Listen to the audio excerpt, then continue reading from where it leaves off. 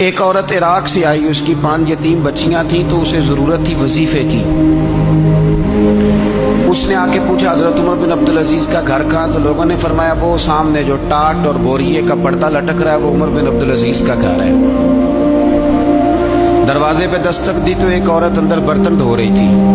پوچھا السلام علیکم، امیر المومنین سے ملنا ہے۔ وہ کہنے لگی اس درخت کی چھاؤں میں بیٹھ جاؤ، ابھی تشریف لاتے ہیں۔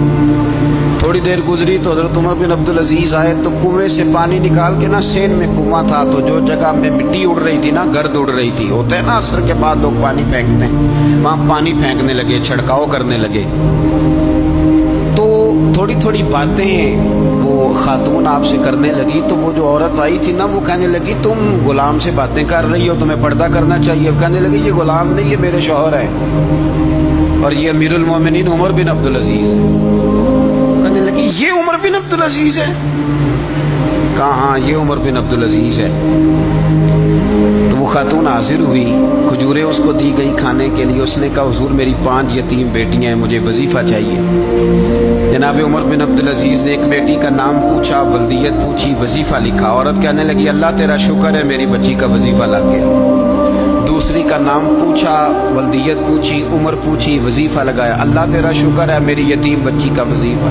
4 بچیوں کے وظیفے عمر لکھتے رہے، خاتون اللہ کی حمد کرتی رہی۔ 5ویں کا لکھنے لگے تو کہنے لگی میں نے زمانہ بڑا دیکھا ہے پر عمر بن عبدالعزیز تیری طرح کا بندہ نہیں دیکھا۔ آپ فرمانے لگے اب میں 5ویں کا وظیفہ نہیں لکھتا، 4 کا وظیفہ جا کے گورنر سے منظور کرا لے اور 4 کو کہنا تھوڑا تھوڑا 5ویں کو بھی دے دے۔ حضور کیوں نہیں لکھتے؟ فرمایا جب تک تو حمد کے لائق رب کی حمد کر رہی تھی میں وظیفے لکھ رہا تھا، اب تو نے میری تعریفیں شروع کر دی۔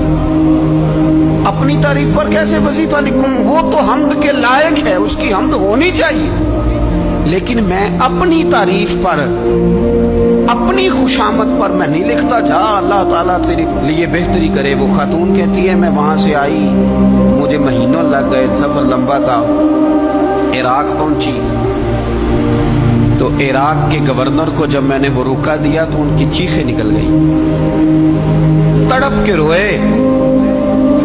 میں نے کہا کیا ہوا؟ کہنے لگی بی بی جس نیک آدمی نے تجھے یہ لکھ کے دیا تھا نا، چند دن ہوئے ان کا انتقال ہو گیا۔ عمر بن عبدالعزیز پردہ فرما گئے۔ وہ خاتون پھر روئی، کہنے لگی یتیم بیٹیوں کا اب کیا بنے گا، اس رکے کا کیا بنے گا؟ تو آپ فرمانے لگے بی بی جب امیر عمر بن عبدالعزیز جیسا ہو تو گورنروں کو بھی اللہ کچھ توفیق دے ہی دیتا ہے۔ اگر انہوں نے تیرا وظیفہ زندگی میں لکھا تھا تو فکر نہ کر، جب تک میں زندہ رہوں گا وظیفہ پہنچ